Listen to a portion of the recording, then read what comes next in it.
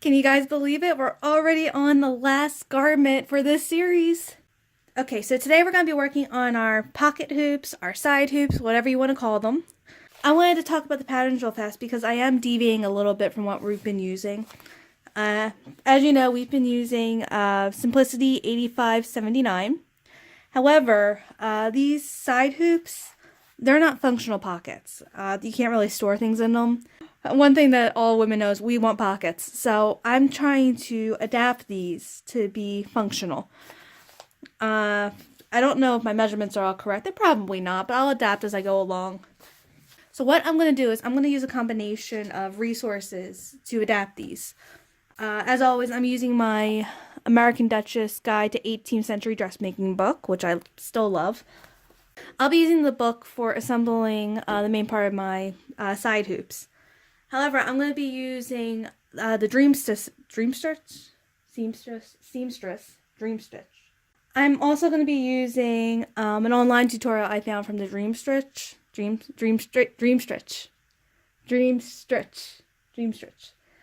Oh my goodness. Alright, well, she's probably never going to watch this, but if you do, I am so sorry I am butchering the name of your blog. I'm going to be using a tutorial that I'm going to link in my description to adapt these to be pockets. So first, let's go with the pattern piece that came with the pattern.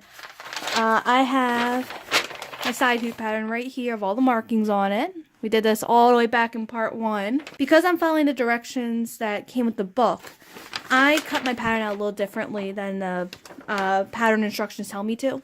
They want us to cut out 4 of these, as you can see. I cut out 2 on the fold. So my piece is right here. So what I did was I moved this over 3/8 of an inch. I cut it on the fold, and then I snipped the fold down to this large dot right here. Hopefully you can see that all right. So I kind of cut out part of a step there, but it's fine. I can't say that for sure. I haven't made them yet. I'm sure it will be fine though. So we will see that. And if I struggle with this later on the episode, you guys can all just say, you know, you should have known better. It should be fine. Okay, so the next piece I have here is, I believe this is going to be going on the inside of the pocket hoops against my body. So this pattern piece is 16 inches long and 11.5 inches wide. So we're going to put that aside for now. And lastly, this is the main reason why I need to look up how to do this. This is the bottom of the pocket hoops. So this one involved a little bit of pattern drafting. It was incredibly easy, especially with her instructions. But I just want to show you what I did real fast. I had to tape my pattern back together because I'd cut it, so it's all taped together now. So what you do is you take a 10 by 10 inch piece of paper. Then you measure from the bottom up 6 inches on both sides. And then right in the center, I folded it in half just to make sure I knew exactly where my center was. You measure down 1/4 of an inch. Then she used a plate to trace around this. I ended up using a compass, but you can really use whatever you need, whatever you have on hand that makes tracing your circles easier. So what I did was I used my compass, traced my line, folded it in half, and I cut it. I cut out the top. Now at the bottom you go right to the center again. You go up 1.5 inches, you mark it, and then you connect it to the corners. You can go straight, you can use a straight line. I ended up using one of my French curves here just to make that line a little bit curvier. But this is going to be the part that rests right against your hip. So you do want it to be a little curved, otherwise it's going to be sticking out a little bit oddly. So that's how I ended up with this. And as always, I also have my twill tape for the boning channels and for the waistband. Now, if you don't have to use twill tape, you can use whatever it is that you usually use for your boning channels. I guess bias tape or strong ribbon, or you can probably use bone casing. I haven't tried it yet, but you could probably use it. It's all up to you.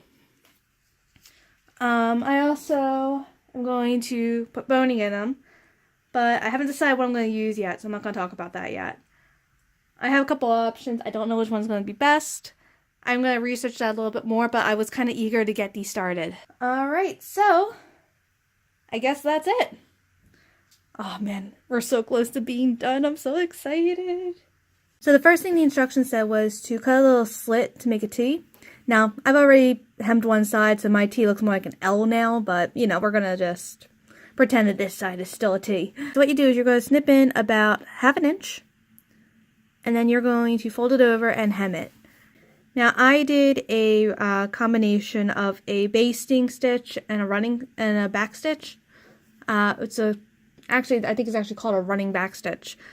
So I'm going to show you how I did that real fast. So we're going to just flip this over. I'm just going to finger press it. Now you can do this by machine. I did it by hand, and I did it by hand for the silliest reason.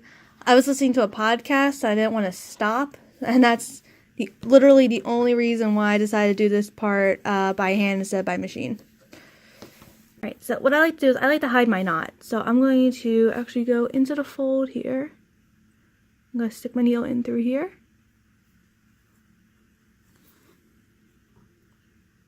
Is this the right way to do this? I have no idea. But it's the way I do it. Okay. What you're going to do is you're going to do a basting stitch. Now I go somewhere between 2 to 3 times before I do my running stitch.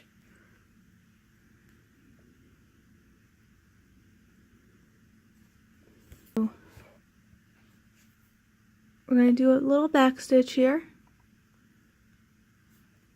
just to anchor it, and then we're going to do more basting stitches.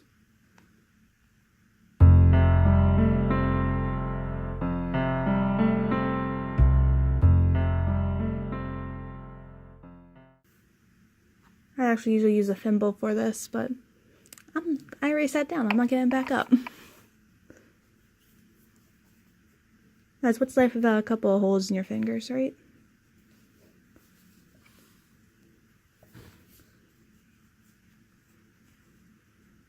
Yeah, see, I did taper it down a little bit towards the bottom. I kind of did that on a whim. The other resources I'm using, the Dream Stitch. The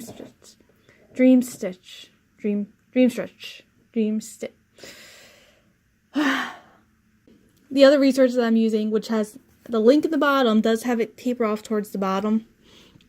So I figure it's not that bad if I do that too. I forgot to do the back stitch here. Back stitch.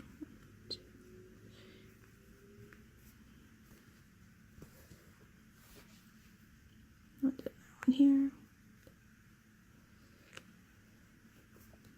There we go.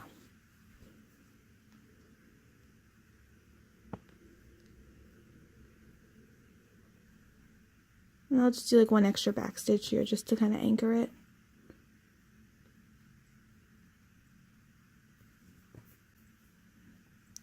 Okay. So now the instructions said to whip this raw part here. So let's see. I'm going to take a little stitch here, just kind of bring the thread over. I did put a little knot here, but I don't want to go through cutting it, re-knotting it just to move over a centimeter. The thing about 18th century dressmaking is that they did this they did a lot of things the quick and easy way, just because they were usually making a dress in very short notice. So if I feel like if I'm doing something that saves me a little bit of time, I'm just making the past mantua makers really proud. That's a lie. I'm just lazy. But it's okay. Well, lazy's not the right word. Lazy isn't the right word. I have limited time to do things, so I try and do it, not necessarily I try and do it the most time-effective way as possible, as long as it doesn't mess things up for me. Let me see if I can get that focused again. There we go. My stitches probably could be a little bit neater, but it will.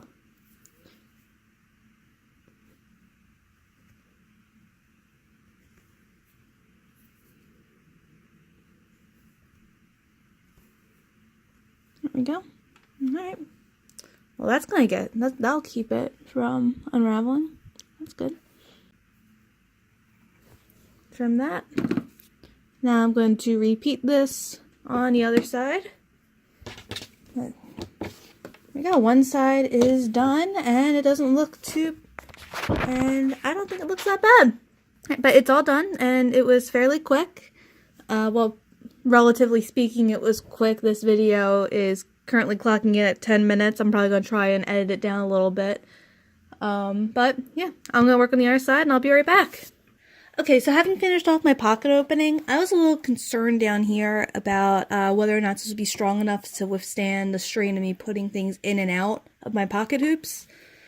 So I was looking at the Dream Stitch. I was looking at the tutorial in the resources down in the description, and she had this little hack that I'm going to use. Now, I'm sure this is probably the historical accurate way to do it, but I'm going to call it a hack anyway. She takes this little triangle of fabric and she sews it right along the bottom here. So what I did is I cut out, it was originally 1.25 inch square. I folded it in half, and then I folded the edges down and I pressed them. And I snipped the little corners here because they were sticking out funny. And I'm going to put this right here at the bottom, right at the bottom of my opening. And that's just going to give a little bit of reinforcement to right here. So hopefully it doesn't tear as easily. Because I feel like in my gut, I feel like it's going to end up tearing. So let's see here.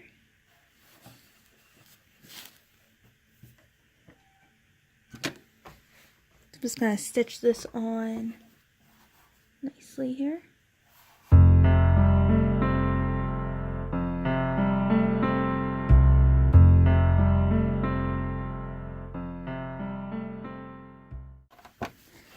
Okay, so that was easy. Okay, so I just wanted to show where my boning channels are pinned down. Now the instructions, I believe for the pattern one, you kind of butt it along the bottom. But because I'm putting in a bottom, I put in a seam allowance. So I have about 1/2 inch from the bottom. That's where I put the first tape.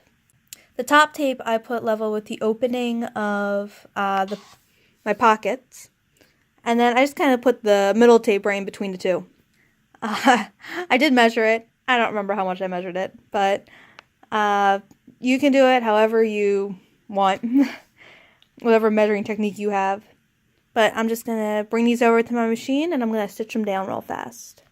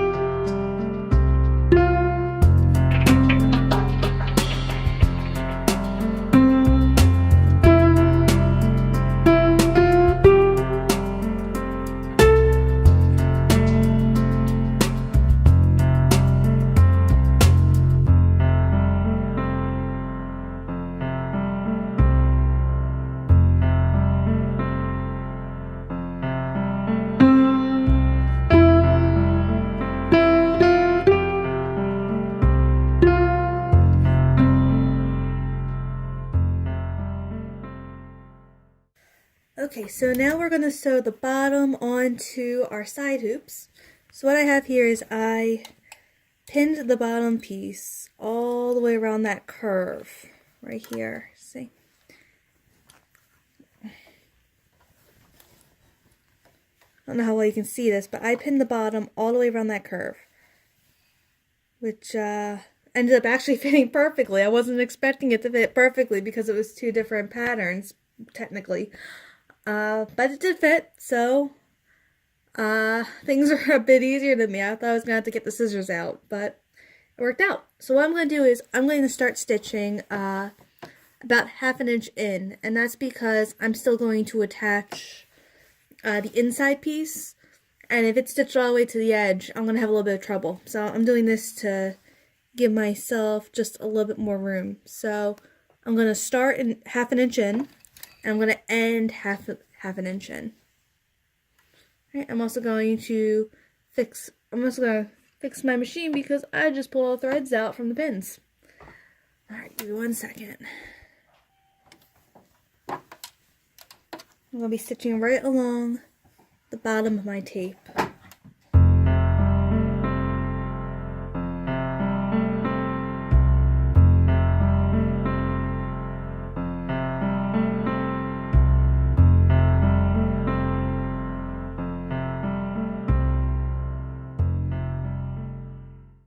Alright, so here is what my pocket hoop is looking like right now. So we're getting there.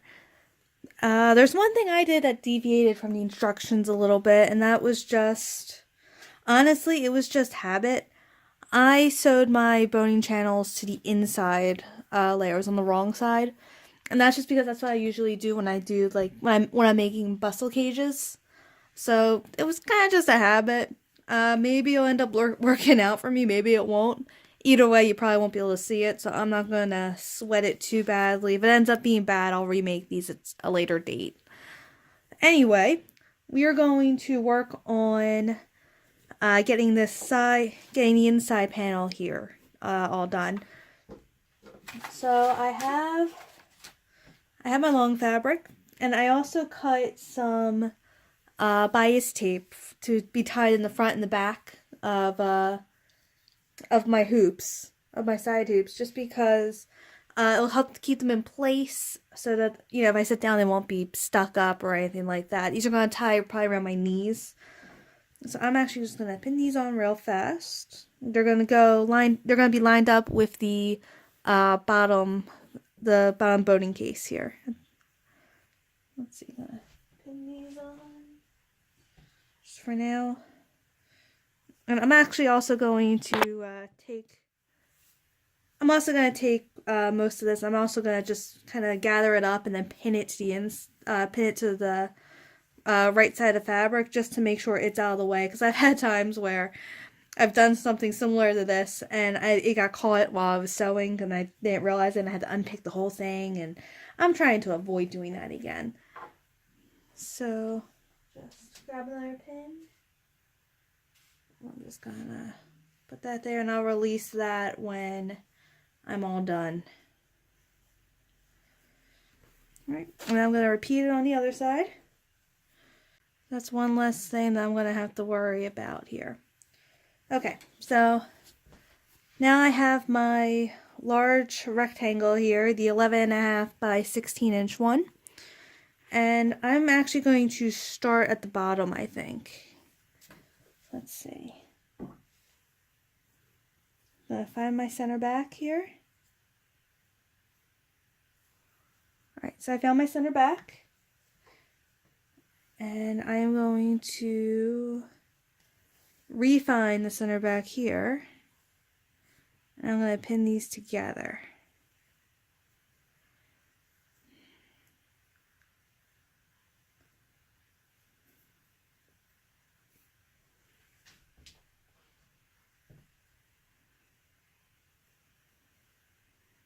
I'm just going to pin that around to the front.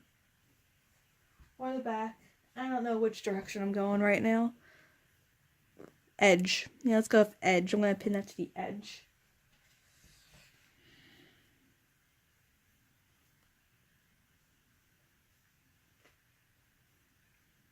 And I'm actually going to end up doing the same thing I did last time. I'm going to stop about a half inch from the edge, right where I stopped last time. That way I'll be able to pivot easily and just go right up the side. Alright, so while I'm at it, I'm just going to pin right up the side here.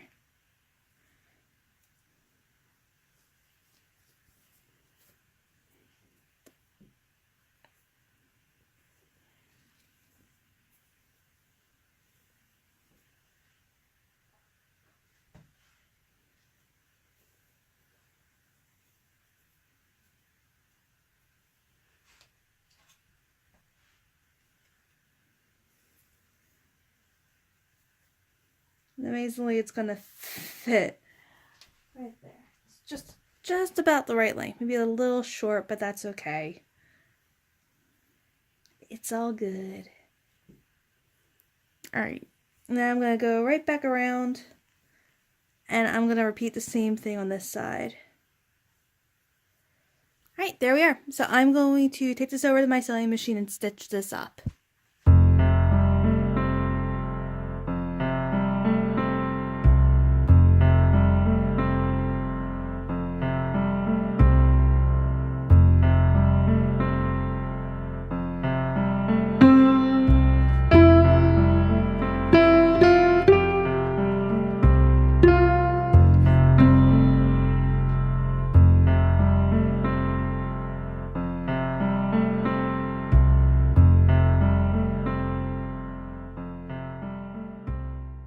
Okay, so here is one of my bags for my hoops. I'm so close to being done. So what I'm going to do first, and this is really optional, that you don't have to do this. I'm just going to pink my end right here just to clean it up a little bit so I don't end up getting threads all over my stuff or accidentally cause the fabric to unravel a bit or anything like that.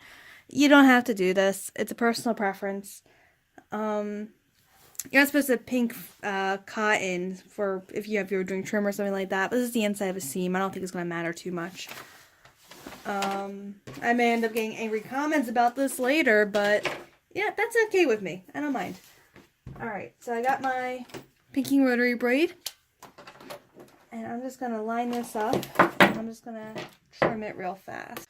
Okay, that's all done, so I'm happier now. Okay, so what I'm going to do next is I'm going to turn this inside out.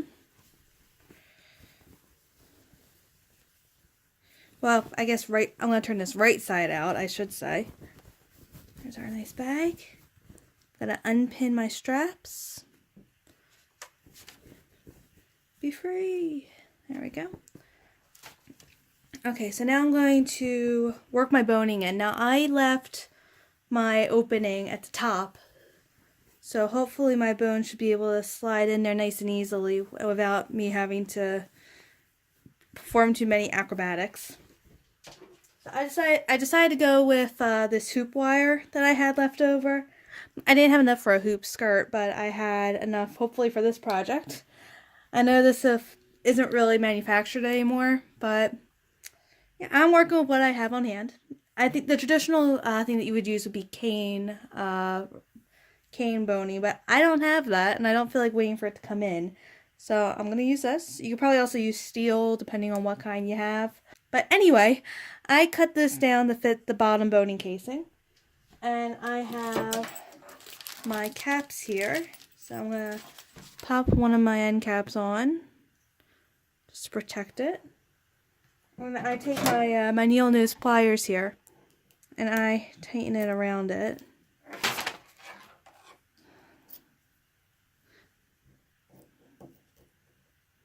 I usually use the like the wire color parts to really pinch it down and secure it.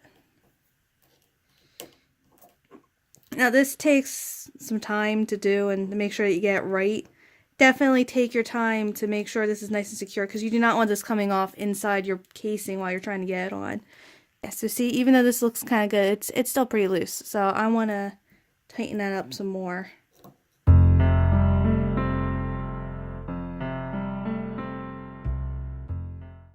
There you go.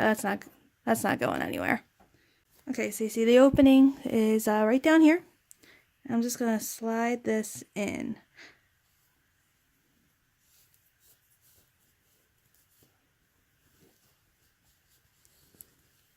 I'm going to make sure this does not get inside out on me, because it's going to be harder to flip. There we go. Just kind of have to manipulate the fabric around that bone. Wire boning, whatever you want to call it. There we go.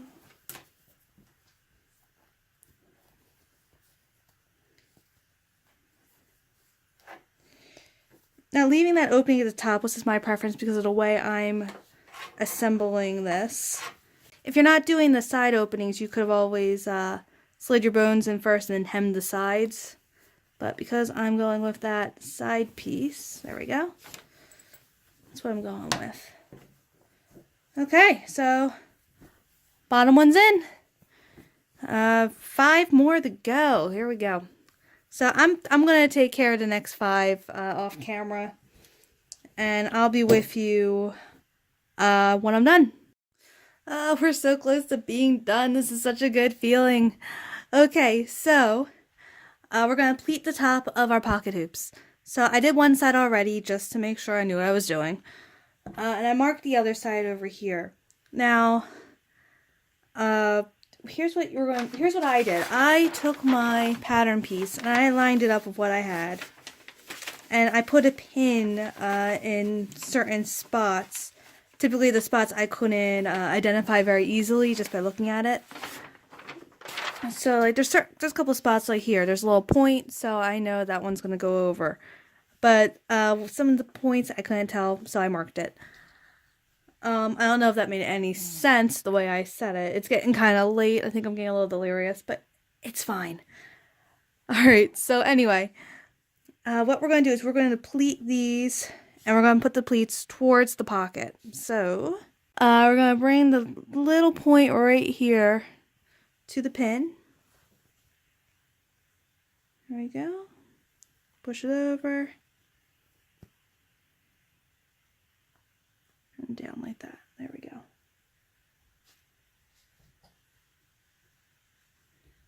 Second pin to secure it. Alright, then move on to the next point. Bring it over to the pin. Push it over and secure it.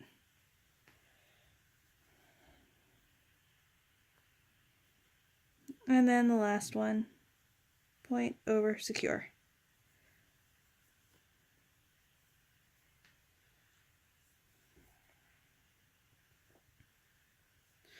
Okay, now I'm going to take my flat bit here, and I think it's actually going to end up being the right size, so I'm just going to fold this over and secure it with a pin real fast.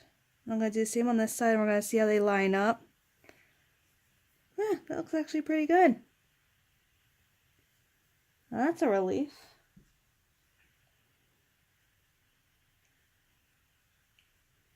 Great.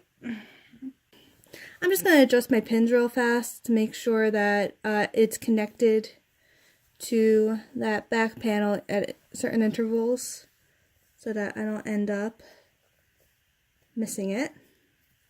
So I'm just going to stitch this real fast.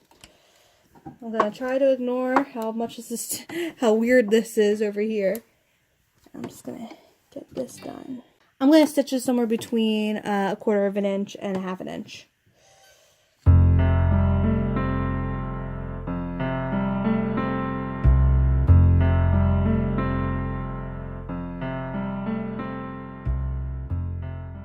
Alright, so I have this half of the waist tape. It's long enough to go around my entire waist, just in case. I marked the center, and I'm going to line this up with the center here. Now, I don't want to say I'm making this up as I go along. That's not entirely true, but parts of it I am just kind of going based off of instinct. I didn't read all the instructions. I'm a bad person. But let's see.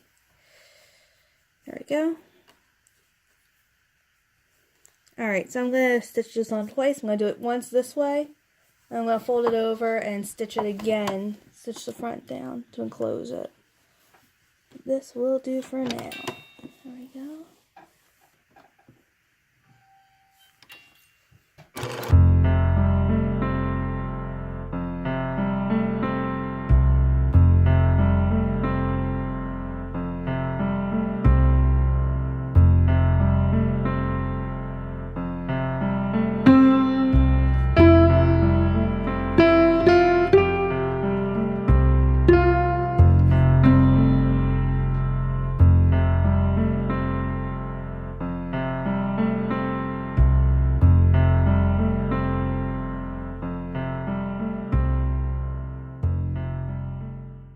And we're done. So here are my finished pocket hoops, along with everything else that we've made in this series. Let's just take a look at these real fast. So I have them tied around the waist, and I tied the end over here on the side, and I tucked the I tucked the waistband under the front of my stays. Alright, and then we have them tied in the front, as well as, hang on, and they're tied in the back, along with this very long stays ribbon that I need to cut still. But the point of it being tied in the front and the back at the bottom is to help it stay down when you sit and stand and move around. You don't want to have a collapsed pocket hoop in the middle of all that. We also have the nice finished pocket hoops here. So these go about, I'm going to say, a foot deep. You can carry all kinds of stuff in there, which is way better than what I have to deal with on a day-to-day basis. Alright, so we're all done. Alright, we're all done. I wanted to end this video a little differently. I wanted to show you how everything looked on me instead of on a dress form that doesn't quite fit me. So here we are. I'm loving my pocket hoops. I wanted a pair of these ever since I was playing with my American Girl dolls. So I'm very happy with these. They're huge! Look how big these are! But anyway, I just figured I would show you how everything turned out. I'm really happy with mine. If you were sewing along with me, and if you were, I really thank you for using these videos. But if you were sewing along with me, I would love to see what you did. So tag me on Instagram, post it on my Facebook page. I'm Hat to Hem on Facebook and on Instagram. I would love to see what you did. So if you followed along with me on this journey, thank you so much. I really appreciate it. I really hope I helped you in some way, even if you watched all 7 videos or just part of one that was relevant to what you're working on. If you'd like to see anything else, just comment below. Thank you so much for following along with me on this journey. That's all I can say. Thank you. And I guess I'll see you next time. Bye. I really love these. I love anything that's big enough that I can put a book in it and not have to worry. These are great. I'm not gonna put that part in. Scratch that.